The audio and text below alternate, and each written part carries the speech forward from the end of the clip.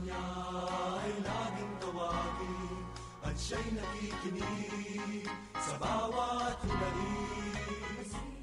Mapagpalang umaga po sa inyong lahat, at nandito na naman po ang inyong mga kapatid sa pananampalataya at sa mga nakikinig sa programang ito. Muli, good morning, magandang umaga po sa programang Manalig Ka. Ito po ay isang oras na pagninilay at talakayan tungkol sa Ebanghelyo ngayong araw na ito. Tayo po ay napakikinggan ngayon sa radyo natin Gimba 105.3 FM at radyo natin San Jose 103.3 FM. Tayo rin po ay live na napapanood via live streaming sa www.dioceseofsanjose.org at www.rngonline.org. At sa Facebook account ng ating programa, kami po ay masusundan sa www.facebook.com/manaligka2006. Ito po ang inyong kapatid, ang inyong host ngayong araw na ito, ang paring Ilocano po ni Father Bong Romano. Ako naman po ay si Brother Jimmy Reyes, ang seminaristang Tagalog. Ito po ang inyong Bulakenyong seminarista, si Brother Rodel Pagtinawan. At bago po tayo tuluyang magpatuloy sa ating programa, tayo po muna ay mananalangin na pangungunahan ni Brother Rodel. Sa ngalan ng Ama at ng Anak at ng Espiritu Santo. Amen. Amen. Pinupurit, pinasasalamatan ka namin, mapagmahal naming Ama, dahil sa iyong walang kahulilip na pagmamahal sa tanan. Tingnan mo po, Panginoon, ang aming pagsusumikap na makasunod sa iyo at huwag ang aming pagkakamali at pagkakasala. Ihinihingi po namin niyo ng kapatawaran lahat ng aming naging pagmamalabis at pagkukulang.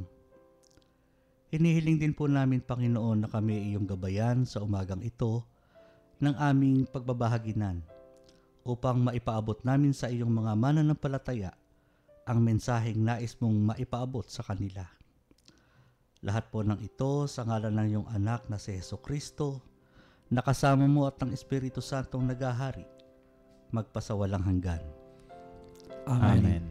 Sa Sa ngalan ng Ama, ng Anak, ng Espiritu Santo. Amen. Amen. So ngayon naman po ay hinihiling sa ating lahat na ihanda po natin ang ating sarili at pakikinggan natin ngayon ang Ebanghelyo ngayong linggo na ito. Babasahin po sa atin ni Brother Jimmy. Ang mabuting balita ng Panginoon ayon kay San Mateo. Papuri sa iyo, Panginoon. Noong panahong iyon, sinabi ni Jesus sa kanyang mga alagad ang talinghagang ito. Ang paghahari ng Diyos ay maitutulad dito. May isang taong maglalakbay, kaya tinawag niya ang kanyang mga alipin at ipinagkatiwala sa kanila ang kanyang ari-arian. Binigyan niya ng salapi ang bawat isa ayon sa kanya-kanyang kakayahan. Binigyan niya ang isa ng 5,000 piso, ang isa na may 2,000 piso, at ang isa pa 1,000 piso. Pagkatapos, siya'y umalis.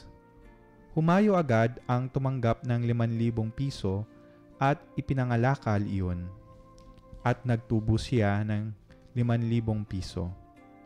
Gayon din naman, ang tumanggap ng 2,000 piso ay nagtubo ng 2,000 piso. Ngunit, ang tumanggap ng 1,000 piso ay humukay sa lupa at itinago ang salapi na kanyang Panginoon. Pagkaraan ng mahabang panahon, bumalik ang Panginoon ng mga aliping iyon at pinapagsulit sila. Lumapit ang tumanggap ng 5,000 piso. Wika niya, Panginoon, heto po ang 5,000 piso na bigay ninyo sa akin. Heto pa ang 5,000 pisong tinubo ko. Sinabi sa kanya ng Panginoon, Magaling, tapat at mabuting alipin. Yamang naging tapat ka sa kaunting halaga, pamamahalain kita sa malaking halaga. Makihati ka sa aking kagalakan. Lumapit ang tumanggap ng 2,000 piso at ang sabi, Panginoon, ito po ang ibinigay ninyong 2,000 piso. Heto naman po ang 2,000 pisong tinubo ko. Sinabi sa kanyang Panginoon, Magaling, tapat at mabuting alipin. Naging tapat ka sa kaunting halaga, kaya pamamahalain kita sa malaking halaga. Makihati ka sa aking kagalakan. At lumapit naman ang tumanggap ng 1,000 piso. Alam ko pong kayo'y mahigpit, aniya. Gumagapas kayo sa hindi ninyo tinamnan at nagaani sa hindi ninyo hinasikan. Natakot po ako, kaya't ibinaon ko sa lupa ang inyong salapi. Heto na po ang 1,000 piso ninyo. Masama at tamad na alipin, tungod ng kanyang Panginoon. Alam mo palang gumagapas ako sa hindi ko tinamnan at nagaani sa hindi ko hinasikan. Bakit hindi mo iyan inilagak sa bangko, di sana'y may nakuha kong tubo ngayon?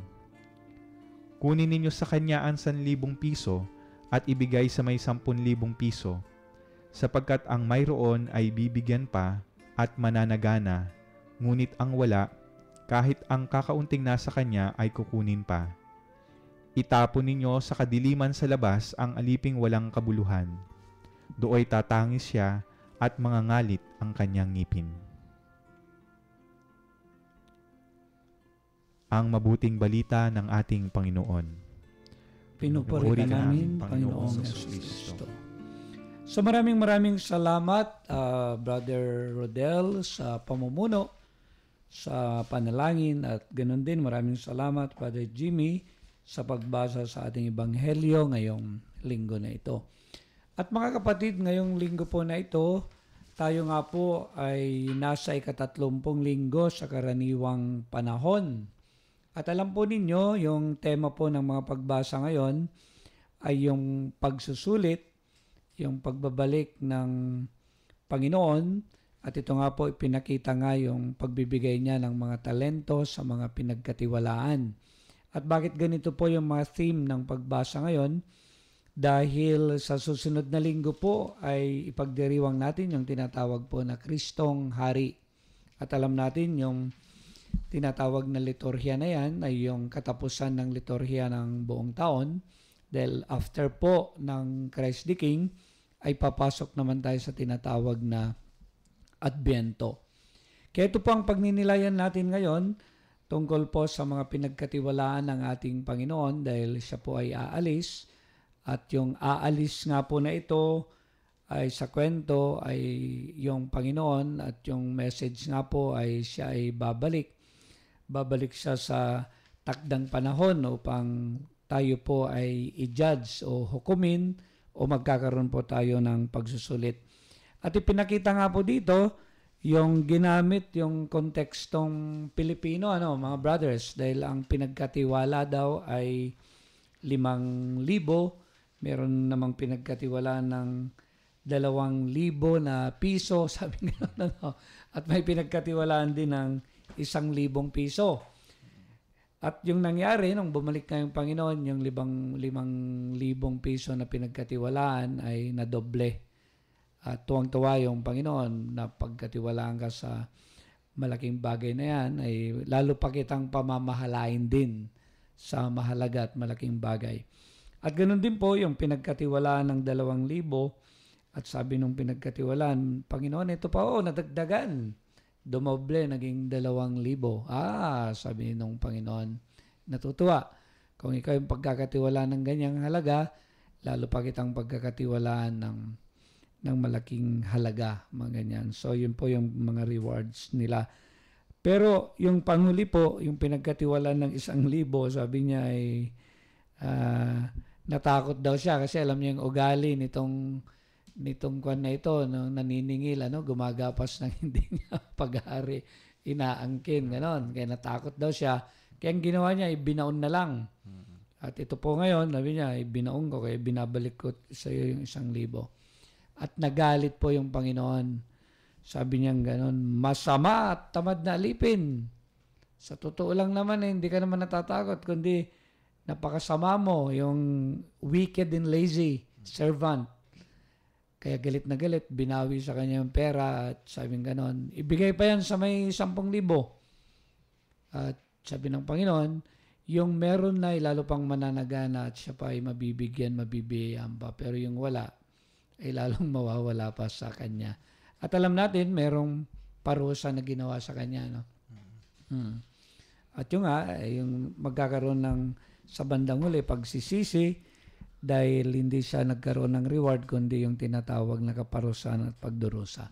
So mga kapatid, ito po yung tatalakayin natin mamaya sa pagbabalik namin. Huwag muna po kayong alis at syempre magbabalik ang programang Manalika.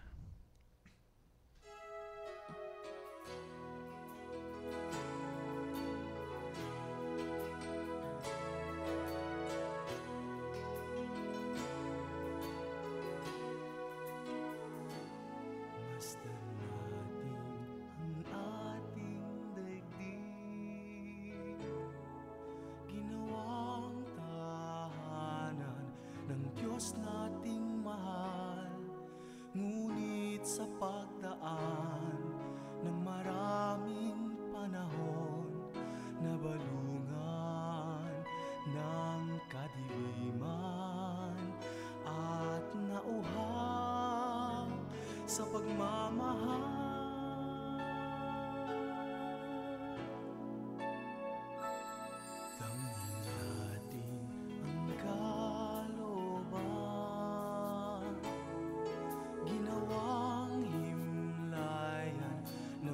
Nating mahal, ngunit sa pagsapit ng sigwa at tag-init sa ating buhay, nawala ng mahalay at nanlamig sa pag-ibig.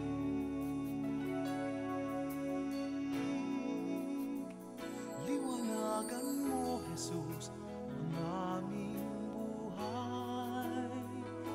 yakapin mo ang iyong bayan, sa'yo'y naghahanap ang matalinghagang ilaw mo't pagmamahal.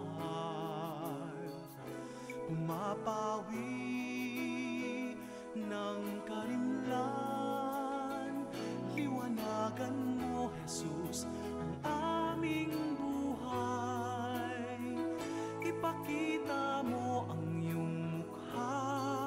at kami maliligtas, kapayapaan at dangal isinag mo, at maninibago ang wangis ng iyong mundo.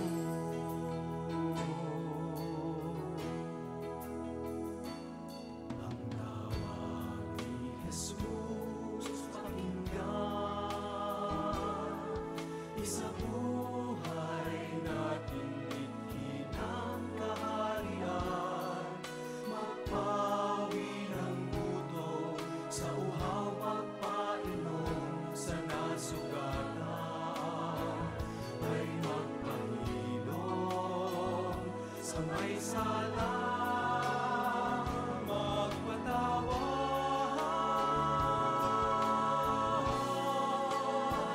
liwanagan mo, Jesus, ang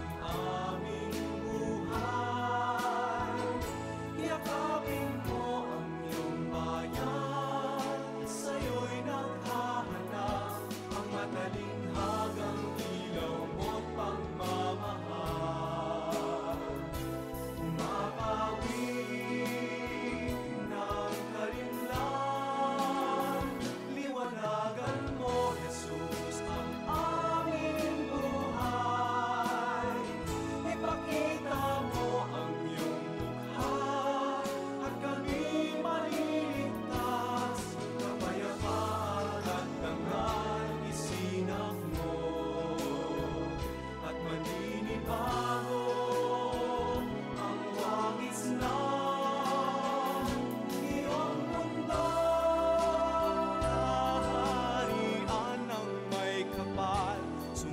sa atin na sa pamamagitan ni Jesus. Liwanagan mo, Jesus, ang aming buhay. Yakapin mo ang iyong bayan, sa'yo'y naghahanap ang matalinhagang ilaw mo't pagmamahal. Umakawin ng karinlan, liwanagan mo, Jesus, ang aming buhay. Ipakita mo ang iyong mukha at kami maliligtas. Kapayapaan at dangal, isinag mo at maninibago ang wangis ng iyong mundo.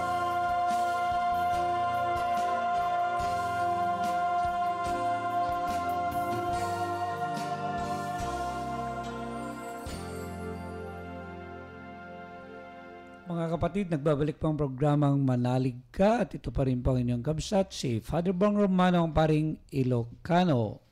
Nagbabalik po, Brother Jimmy Reyes, ang seminaristang Tagalog. Ito po naman ang inyong seminaristang Bulakenyo, si Brother Rodel. So kanina po ay pinag-usapan natin yung Ebanghelyo, yung pinagkatiwala ng ating Panginoon. At ito nga po, napakahalagang paalala sa atin na tayo po ay mga mabuting katiwala. At kanina nga, sabi ni Brother Rodel ay pwede po bang tawagin natin ito na linggo ng mabuting Tiwala. Yeah. So, at napaganda nga po na mararamdaman natin itong ebanghelyo na ito dahil ito pong dahil natin ay mayroong espiritualidad na tinatawag na pagiging mabuting katiwala. At ito ay paalala nga po sa atin itong ebanghelyo na ito. At palagi nating sinasabi, brothers, na actually meron tayong programa dito sa ating diocese, yung pagbibigay o yung kakayahan nating magbahagi ng 3 T. Ano ba yung 3 T? Talent, treasure, and time. Sa Tagalog, Brother Jimmy. Oras, Panahon. at Oras, yaman. panahon. Kakayahan. Kakayahan. So yun, nandun na po lahat. Kaya napaganda po, siguro samahan po ninyo kami dahil ito nga po ay dapat palagian na inuulit-ulit para sa atin dahil itong mga biyaya na ito, actually, brothers, mga biyaya ito yan, no? Kasi una, yung panahon, sino yung nagbibigay ng panahon? At sino yung may hawak ng panahon? Sa palagay ninyo, sino? Siyempre, ang ating amang lumikha ng lahat. So, yun ang humahawak ng panahon. At siguro napakaganda yung pagninilay natin dito. Halimbawa sa buong maghapon mo, papaano mo ba ito ginugugol? Halimbawa, yung mga ganun siguro, ano? O kaya sa buong isang linggo, pag magkwentahan tayo ng panahon na ibinibigay sa inyo, kwentahin nyo nga mga ilang oras ba sa loob ng isang linggo? 168 po. Bang, bilis magkwenta. Ano bang kurso mo, brother, dati? Economics po. Economics yan. So, 168. Opo. Ayun nga, no? Yung 168 na yon, siguro napakaganda, no, to evaluate. Halimbawa, yung 168 na yon, yung 24 hours every day. 24 hours every day ay ilan yung paano mo ginugugol ito sa tinatawag na kabutihan. Ayan, siguro napaganda. Ilan ba talaga yung para sa ating Panginoon, yung paggawa ng kabutihan? Ilan naman yung para sa sarili mo? Ilan yung ginugugol mo lang sa hindi mabuti? Ilan yung nasasayang? Ilan yung tinutulog mo? Magsalita nga kayo, brother, yung mga naobserbahan ninyo. Sabi ho kasi, di ho ba, no, sa health, 1/3 of your 24 hours in a day ay para sa iyong pagpapahinga. Kaya nga sabi, 8 oras dapat po ang itinutulog. Ganun pala yun, ano? Di may utang sa akin yung panahon na yan, ano, brother? Sige, tuloy. Tapos po, yung 16 na oras na natitira ay yun yung wake up, ika nga, no? Wake up hours mo. Doon yung dapat na mga dapat mong gawin. At ang 8 oras po dito, kung kayo ay nagtatrabaho, ay ginugugol natin sa mga tanggapan o sa pagawaan. Yung 8 oras na natitira, ito na yung samot-sari. Pagkain, paliligo, pagpapahinga kung kailangan manood ng TV, rest and recreation, at kung ano-ano pa. Pangpaarjud, brother. Alam mo ba yan? Yung pangpaarjud sa Ilocano. Hindi po eh. Yung pagpapaganda. Opo. Yung mga inilalagay-lagay na lahat na gano'n. Lalo na yung mga babae, di ba? Ang tagal nila Colorete. sa mga gano'n, ano. So ito po siguro yung hamon sa atin kung paano natin nga po i-divide na makabuluhan itong oras natin. At kung minsan, ano, brother, yung iba nagrereklamo kasi daw ay napakahaba ng oras, naiinip. Ano bang masasabi mo, brother? Ikaw ba nung karanasan mo? Yun nga po, may mga pagkakataon na kung yung oras nga lang na dapat sa Panginoon ay hindi pa natin maibigay. Ano po? At kung minsan nga, yung mga nagsisimba, halimbawa, instead na makikinig, doon pa nagse-cellphone, no? Oras ng homily, nagse-cellphone. So para bang hindi quality yung time na ibinibigay natin para sa Panginoon. May mga pagkakataon na nagbibigay tayo sa Panginoon parang pilit pa. Hindi pa natin talaga kayang ibigay yung buong buo para sa Diyos. Kaya nga magandang pagkakataon talaga to na usisain natin yung sarili natin kung yung time ba na binibigay natin sa ating Panginoon ay quality ba talaga.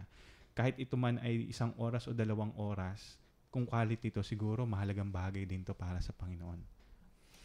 At ito nga yung hamon sa atin, yung pagbibigay ng time. Alam niyo, palagi kapag nag-homily ako, sabi ko, kami po ng mga pari ay full-time kami kasi nga binibigay na natin yung lahat para sa Panginoon. At totoo naman yun, kung minsan nga kulang na kulang yung maghapon sa mga pagmimission, yung mga dapat gawin mo na makabuluhan para sa pagbubuo nga ng isang community.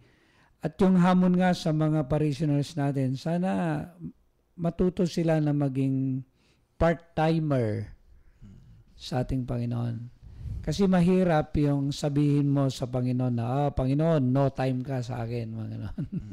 Kung minsan nga, Father, magbibigay lang sila ng kanilang panahon at oras sa Diyos. Kapag talagang yung retired na sila, siguro maganda rin na ito yung pagkakataon na habang malakas pa tayo, yung oras natin para sa Diyos, kung talagang tama nga po yung sinasabi ni Father, mag-part-time naman tayo sa Diyos. At least yung habang malakas pa tayo, talagang may bibigay natin yung kwalidad na paglilingkod para sa Diyos. Naisip ko, Father, yung tanong mo kanina, no? Yung tanong na, bakit kung minsan ang pakiramdam natin napakahaba ng oras? Sa akin nung karanasan, nung mag-regency ako, napakatagal na bakasyon. Pagka ho yung 1 araw, napakatagal kasi wala akong ginagawa. Pero kapag ho pala kayo nagmi-mission, tama yung sinasabi ho ninyo, kulang pa yung maghapon para magawa niyo yung dapat gawin sa pagmi-mission. Yun ho yung siguro yung pagtingin sa oras no. Kung nagagamit ng tama, kulang ang panahon. Pero kung wala kang ginagawa, talagang napakahaba. Kaya minsan nga yung nalulungkot ako kapag sinasabi ng isang tao na haba na naman itong oras na ito, napapatayin. 2 oras napapatayin natin. Mga ganun. So parang yung bang nakakalungkot kasi meron namang pwede kang gawin, di ba? Kaya mo bang magdasal ng 1 oras, brother? Mga ganun. O kaya talagang yung maging creative ka talaga, how to use that hour na pinagkakalob sa iyo, yung ganun. So ito pong mga pinag-uusapan natin ngayon ay kung paano nga po i-utilize natin yung tinatawag na mga panahon dyan, kaya nga yung hamon palagi, of course, ang pinag-uusapan dito, ay kung paano tayo magbabalik handog ng panahon sa Panginoon. Dahil itong panahon nga na ito, itong oras na ito, ay kaloob naman talaga ng Diyos. So, kailangan din na makapagbalik handog tayo. Pero alam nyo, yung brother nga, sa karanasan ko as pastor, as parish priest sa mga parokya, nakikita ko yung mga active na parishioners sa church. Kung titignan mo yung buhay nila, sila yung mga busy. Professional. Mga professional, pero makikita mo na sila yung nagbibigay ng panahon. Yun namang iba, sasabihin kasi nila, nako, hindi ko po maharap yan, Father, kasi hindi pa ako retired, mayroon akong trabaho.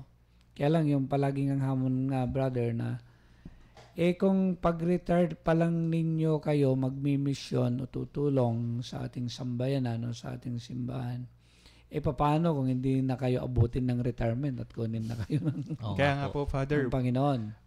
maganda yung sinasabi rin ni Brother Rodel kanina na don't wait for the time. You make the time, sabi ni Kuya Rodel.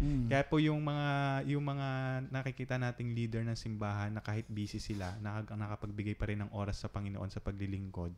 Ibig sabihin may oras naman talaga. Kaya nilang magbigay ng oras, kaya nilang gumawa ng oras para sa Panginoon. Kung talagang gugustuhin nila, di ba? Magkaklaro po ako ng bahagya. Ang nagsabi po noon ay hindi po ako ho. Ang nagsabi po noon, naririnig ko parati yun nung ako ay nasa seminaryo pa sa Holy Apostle Senior Seminary. Yung rector namin na naging obispo rito, si Bishop Milo Vergara. Bishop Milo. You make time. Don't wait for the time. You make time.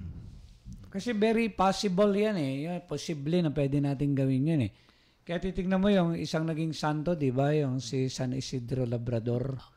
Yung napaka-busy niya na tenant na magsasaka. Tapos makikita mo ay gumagawa siya palagi ng oras para makapagdasal, para makapagsimba.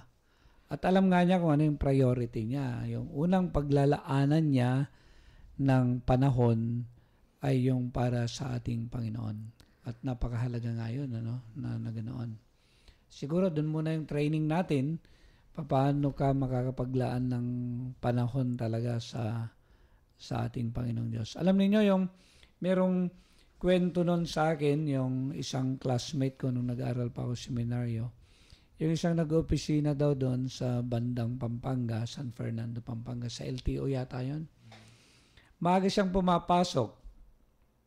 At nakikita nila, basta yung meron siyang, sabi nga may kapulong, parang may ka-meeting siya ng 7 to 8 in the morning palagi. Hindi mo siya pwedeng abalahin. Pag gusto mong makipag-transact sa kanya, yung 8 o'clock, pero yung 7 to 8, sabi niya meron siyang special meeting. At alam niyo, special meeting pala niya, yung nagba-Bible reading siya, Bible reflection, tsaka yung tinatawag na pagninilay, yung private na pagdarasal niya muna sa bago niya harapin yung public, yung mga tao, ay inuuna niya muna nakausapin yung ating Panginoong Diyos. At alam mo, sabi nga ganun nung classmate ko, nagiging quality patuloy yung pakikipag-ugnayan niya sa tao. Iniiwasan yung corruption, iniiwasan niya yung tinatawag na makapag-sungit doon sa mga katransaksyon niya dahil meron siyang quality time for the Lord.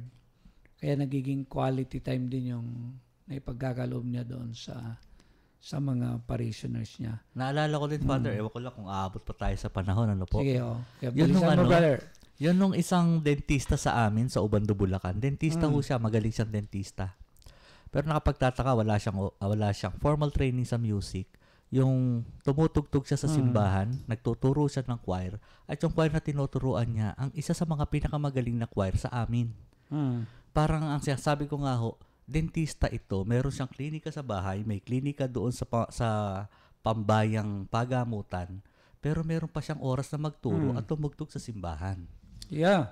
So alam mo, marami tayong mga halimbawa na mga tao na talagang totoo na ginagawa nila. At siguro mamaya magbibigay pa tayo dito to inspire our listeners na pwede rin pala tayong magbahagi ng panahon para sa ating Panginoon. Kaya mga kapatid, huwag muna po kayong alis at magbabalik po ang programang Manalig ka.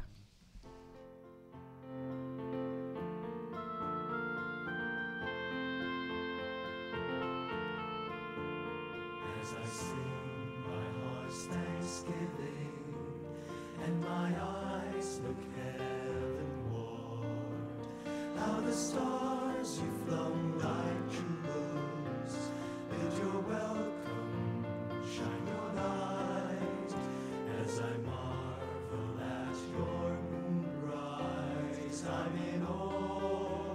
Yet I ask, what am I that you should love me and hold me as your dearest love of all? You crown me with honor and glory, and you set all things under my feet. You have made me a little less than angels, even if I fly often away. As I sing my heart's thanksgiving, and my eyes look heavenward, how the stars you flung like jewels bid your welcome, shine your light. As I marvel at your moonrise, I'm in awe. Yet I ask, what am I that you should love me and hold me as your dearest love of all? In my anxious and well-beaten moments, you comfort me, fill me with peace. When my foes threaten and surround me, you're my strength, you're my light and my shield. As I sing my heart's thanksgiving, and my eyes look heavenward, how the stars you flung like jewels bid your welcome, shine your light. As I marvel at your moonrise, I'm in awe. Yet I ask, what am I that you should love me and hold me as your dearest love of all? How exalted your name is, O Yahweh, and how lofty the work of your hands. Yet how closely, how dearly you draw me to your love, your divine majesty. As I sing my heart's thanksgiving, and my eyes look heavenward, how the stars you flung like jewels bid your welcome, shine your light. As I marvel at your moonrise, I'm in awe. Yet I ask, what am I that you should love me and hold me as your dearest love of all? What am I that you should love me and hold me as your dearest love of all?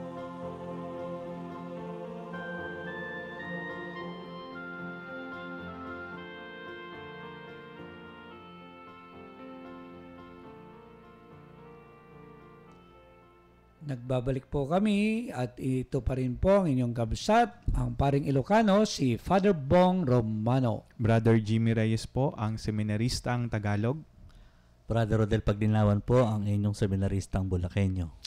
At ito nga po yung pinag-usapan natin na yung kwento nga sa ating ebanghelyo na darating yung ating Panginoon, yung susulitin na tayo sa kanyang mga ipinagkaloob sa atin, kung paano natin ito nagamit ng maayos, na iyalay, kasi nga po ito ay mga handog na galing sa Kanya, papaano din natin na ibalik handog na makahulugan sa ating Panginoon.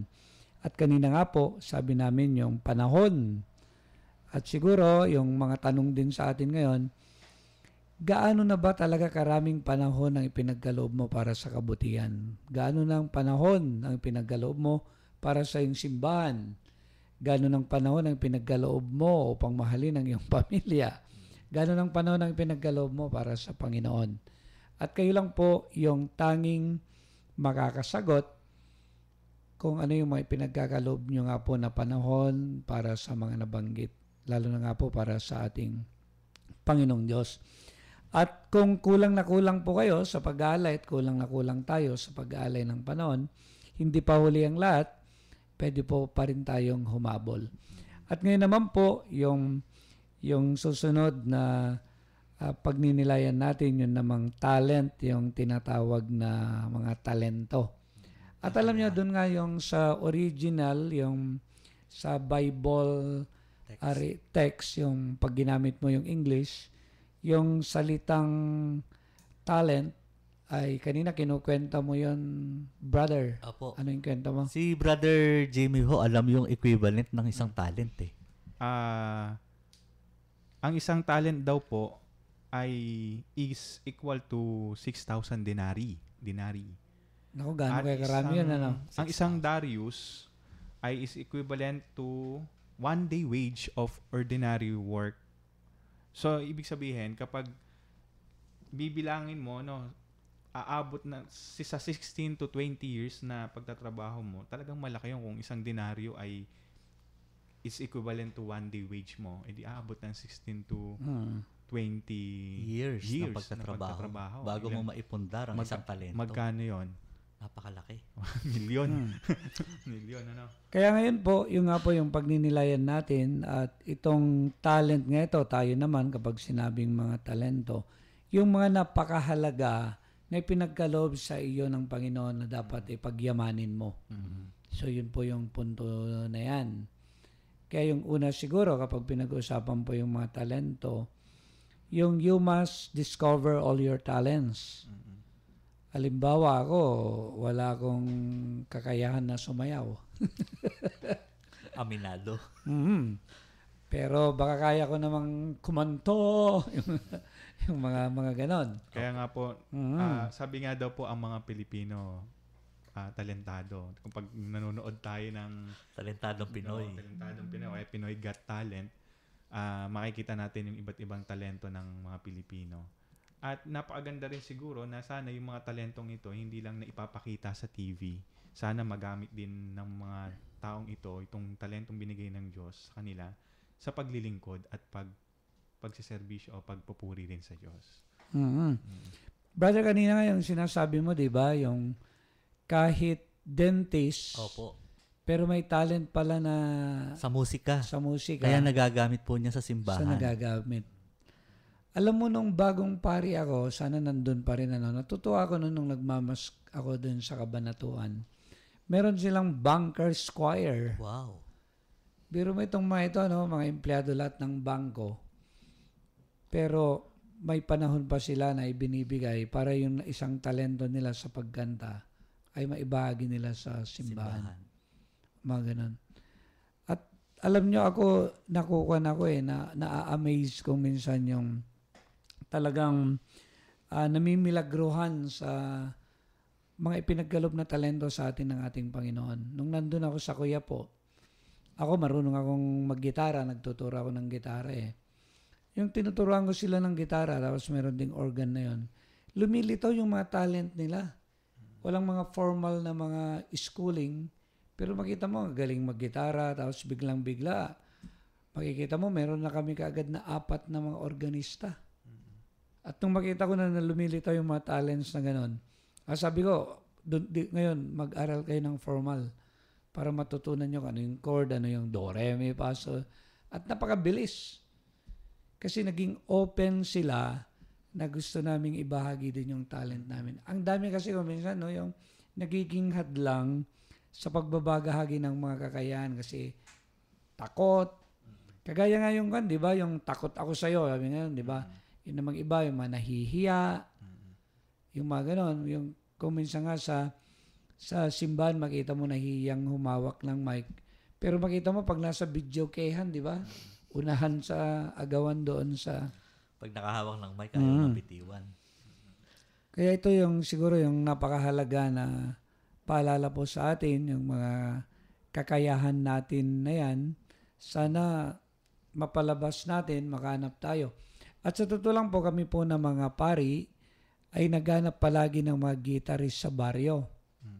Kaya lang ito yung nakakalungkot. Ang daming baryo na walang naggigitara. Ang daming baryo na walang organized na choir. Pero makikita mo yung malulungkot ka nga. Pag gabi naman, pag may umpukan, may inuman, lumilitaw yung mga may kakayahan na maggitara. Oh. At ito yung role natin na lahat na itong mga talent na ito ay maiyalay natin sa ating Panginoong Diyos. Meron akong kilala, Father, na mga professional na mga nurses, mga doktor, ang isang pagbabahagi nila ng kanilang kakayahan pag nagbibigay sila ng medical mission, walang bayad. Dito lang ho sa San Jose, meron akong kilala, ewan ko kung paaring bagitin ng pangalan. Lahat ho ng pari ay libre sa kanya. Nung minsan ho, pinapunta ako sa kanya ni Father Lloyd. Nung malaman niyang seminarista ako, hindi rin po siya kumuha ng talent, ang tawag ba doon? Professional fee. Gayon din ho, parang meron akong kilalang doktor na kasama ngayon sa board ng Tahanan ng Damayang Kristiyano na ibinabahagi niya ang kakayahan bilang doktor ng walang bayad. So ito napakahalaga nga po, yung kakayahan mo ay ibahagi mo. At ako nga patuloy na tinitignan ko ano yung talent ko eh. Hindi yata ako matuto na magpiano, hindi yata ako matuto na mag-organ. Kaya siguro, Father, kailangan wag tayong matakot no na magbahagi. Kasi kung minsan natatakot tayo yung mag-risk, no. Kung minsan maganda rin yung nag-risk na hindi mo alam kung ito bang bagay na gagawin ko ay makakabuti ba sa akin o hindi. Pero at least yung sa pag-try mo ng bagay na iyon, baka doon mo madiscover ay dito pala ako magaling, ano. Doon sa sinabi mo na yan, Brother Jimmy, ganda nitong sa binabasa ko, no? Sa buhay, kung di tayo makikipagsapalaran at haharap sa panganib, walang mangyayari sa atin. Si Jesus ang modelo ng pagtataya ng sariling buhay, buong puso, isip, katawan at kaluluwa sa kalooban ng Ama. Kaya siguro rin, Father, galit parang doon sa Ebanghelyo nagagalit yung nag-iwan ng pera doon ng 1,000, hindi naman ginawa, itinago lang. Para ang mensahe nito ay dapat kumikilos tayo no. Nagbabahagi tayo, hindi rin pala maganda yung nananatili ka lang, yung parang Sayang passive yung ka lang. pagkakataon. So parang gusto ng Diyos, binigay ako sa yung biyaya, may binigay ako sa yung talento. Gamitin mo to, maging productive ka. Sabi nga ng Panginoon, di ba? Sabi niya, masama at tamad na alipin. Kasi may mga ganon, yung may kakayahan, ayaw magbahagi.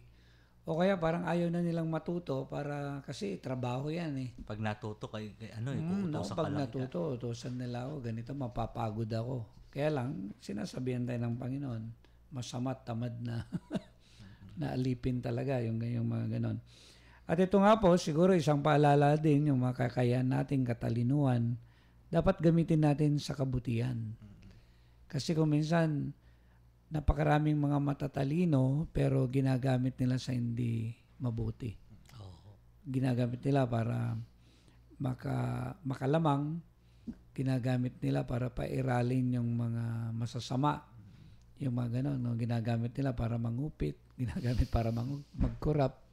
At alam natin, yung mga katalinuhan na ganon, di ba? Na nangyayari, kaya nga walang katapusan na iskandalo sa gobyerno natin.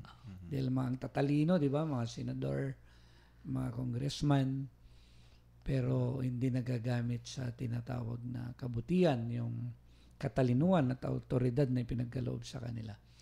So yun po, kayo mga amon, at hamunin natin yung mga kabataan, brothers, yung mga may kakayahan ay tumulong simbahan. Sabihin natin sa kanila, lalo na mag-choir sana sila, mga ganon. So at yung panghuli po, of course, bibilisan po natin yung kakayahan nating magbigay ng treasure, yung yaman. Alam niyo, minsan niloloko ko yung mga, hindi pala niloloko, nire-remind ko yung mga taong simbahan. Sabi ko, yung iba kasi minsan hindi sila makakapagbigay ng pera kasi daw, nagbibigay na sila ng time and talent. Kaya yung iba nga, gusto pa nga kung minsan ay wag nilang magbigay kapag nagninang sila sa kasalo sa binyag. At palagi kong sinasabi, oy brother, sister, kami nga na mga pari nagtatayting din. At totoo naman po yun. Kaya sabi ko, ang pagbibigay ay kailangan na ma-exercise mo, makasanayan mo, Hindi lang panahon, hindi lang talino, kundi pati yung yaman. Na May napakalaga. pinag-uusapan nga kami kanina ni Kuya Rodel. Kasi yung talent na tinutukoy sa Ebanghelyo ay parang equivalent to monetary denomination, no? Pera. At nakita natin sa Ebanghelyo, may 5,000, may 2,000, may 1,000.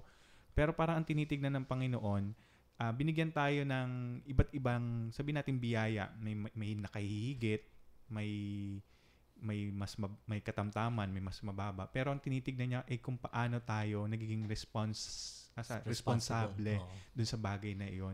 Kung ito bang bagay na ito, itong pera ba ito, itong kayamanan na ito binigay sa pinagyaman mo, ay babalik mo rin pala sa Panginoon. Kasi naman nagdoble yung doble, no? Dinoble niya yung balik sa Panginoon. Sana ganun din yung matutunan din natin na magbalik loob talaga, magbalik handog sa Diyos ng doble, ng higit pa. Hindi lang talaga yung kakakirampot, bagkus yun talagang para sa Diyos. Sabi nga ni Bishop, pag daw yumayaman ka, don't just raise the standard of your living. Kasi minsan pag yumaman ka, marami ng pera, tinataas mo yung standard ng pamumuhay mo. Sabi niya, dapat mas itaas mo yung standard ng iyong giving, yung pagbibigay. At ito yung napakahirap nga. Halimbawa nga, sabi niya, para kahit bibilisan na natin.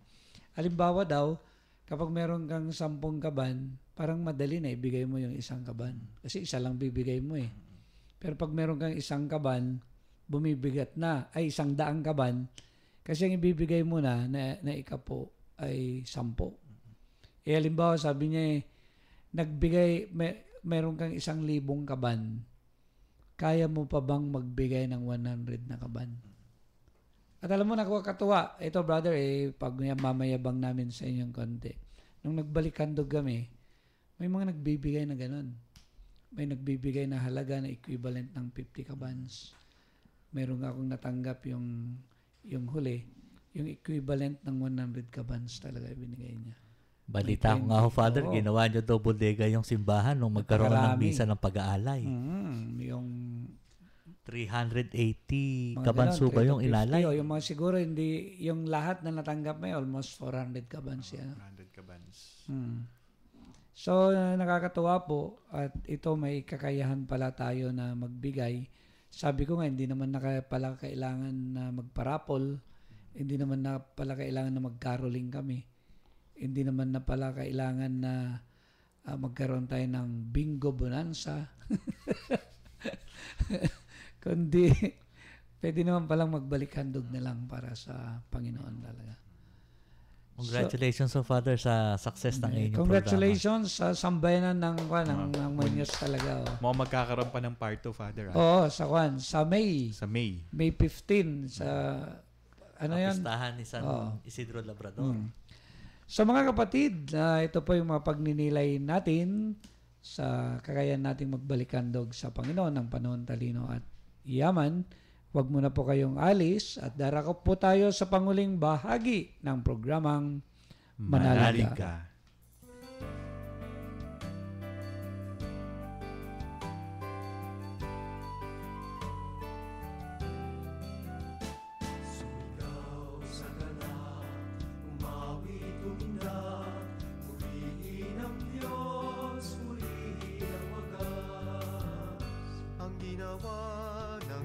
Lapit at pagmasdan ang kahangahangang ginawa sa tanan. Ibinuli niya ang hari-harian, tayo'y hinango niya sa ating kaapihan. Sa kanyang pag-ibig tayo'y iningatan. Sumaw sa ganap, umawi tuminda,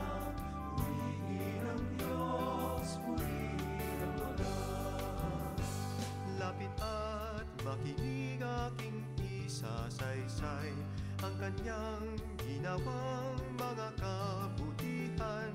Pinanghina tayo ng mga kaaway, ngunit ating daing kanyang pinakinggan. Di tayo bumagsak, di pinapayaan.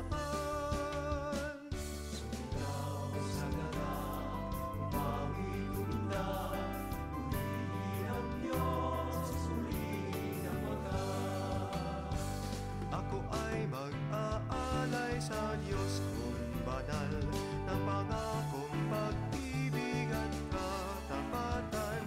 Mga kasalanan ko'y di niya ininda, bagkus iniligtas pa ko sa kalaban.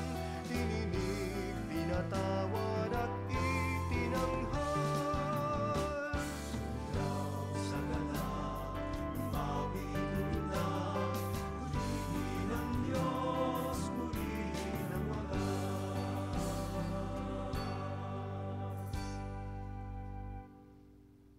Nagbabalik po ang programang Manalig Ka. Ito pa rin pang paring Ilocano, ang inyong kabsat, si Father Bong Romano po. Brother Jimmy Reyes po, ang seminaristang Tagalog. At Brother Rodel Pagdinawan po, ang inyong seminaristang Bulakenyo. So, napakadali po ng lesson natin ngayong linggo na ito sa Ebanghelyo. Yung nga po may tema na sabi nga nila sa pag-aral ng sa loob ng seminaryo, brothers, ay eschatolohiya. Yung end of the world. Yung end time. Yung Theology of Hope. yung hinihintay natin na theology ng pag-asa dahil babalik yung ating Panginoon. Kaya dito po sa ating Ebanghelyo ngayon ay pinagnilayan po natin yung pagsusulit na magaganap sa pagdating ng ating Panginoon dahil pinagkalooban po niya tayo ng maraming mga biyaya.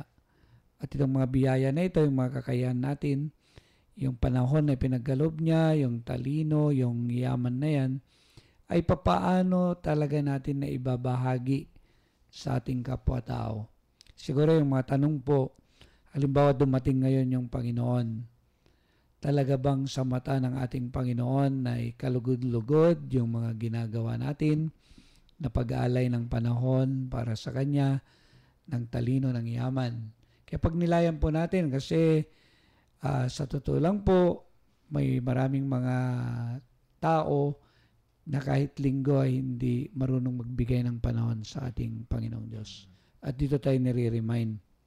At ito nga, yung pangtalino, yung kakayahan natin, talaga bang nagugugol natin para sa kabutihan, para sa ating Panginoon, at para sa pag-unlad ng ating sambayanan. And of course, yung kayamanan natin, lahat ng mga biyaya na yan, mula sa iyong lahat ng ito, Panginoon, talaga bang sinasabi natin na muli kong handog sa iyo? Yung mga biyaya po na yan. At alam niyo po, yung sa Panginoon nga po, hindi yung naipon yung tinitignan niya, hindi yung mga naipon natin, kundi magkano o ilan yung naipamigay at naitulong natin sa ating kapwa-tao. Sa mga kapatid, maraming salamat sa pakikisa ninyo ngayong linggo na ito. And of course, hindi muna kami magpapaalam dahil batian portion, brother. Sino yung unang babati? Binabati ko po ang mga katikista sa buong diocese ng San Jose. Gayon din po ang mga kaibigan ko sa mga pinaglingkuran kong parokya sa Santo Domingo, sa Pantabangan, sa Caranglan, at siyempre sa Muñoz, at dito po sa San Jose City. Magandang umaga po sa inyong lahat. Ako naman po, binabati ko po yung mga tagapakinig natin at kaibigan din natin dyan sa parokya ng Nampikwan, Caranglan, gayon din ng Rizal, at binabati ko rin ang lahat ng parokyano na sa San Sebastian Martir, Science City of Muñoz, gayon din ang mga kabataan natin sa ating parokya. Ako naman po ay binabati ko yung mga Katolikong nagbabahay-bahay na talagang napakasigasig. Nung pong nakaraang Thursday ay nandun po kami sa Bacal 3, yung Purok 2.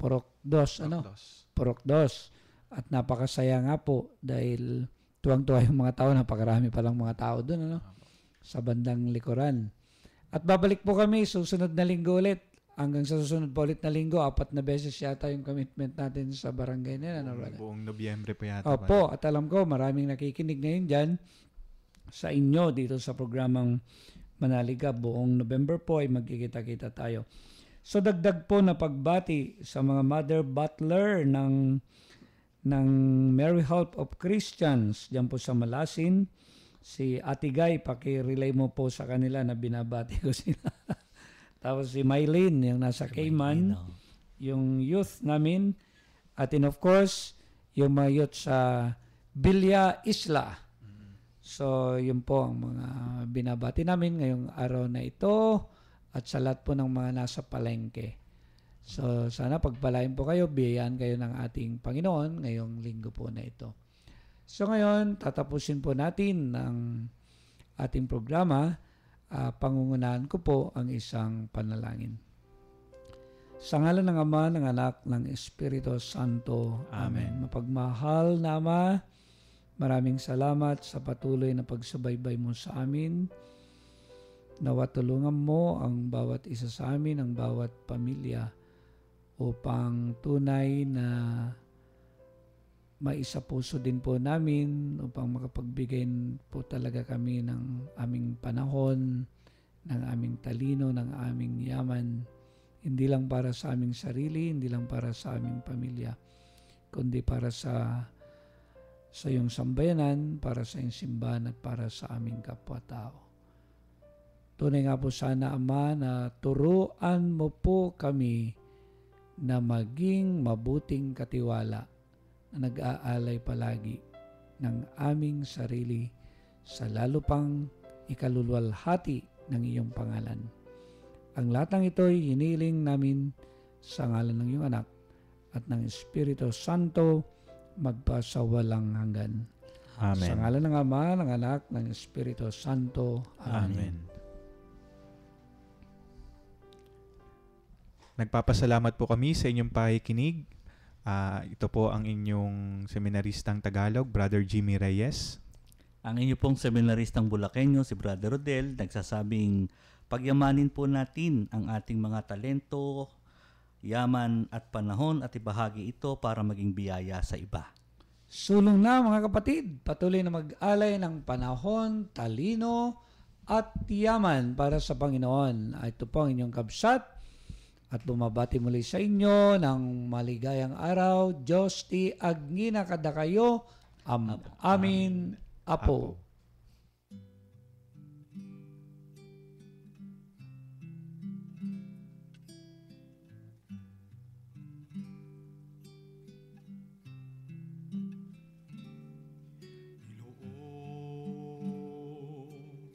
Lahat ng takot sa iyong damdamin, ang pangalan niya lagi ang tawagin, at siya'y nakikinig sa bawat hinaing.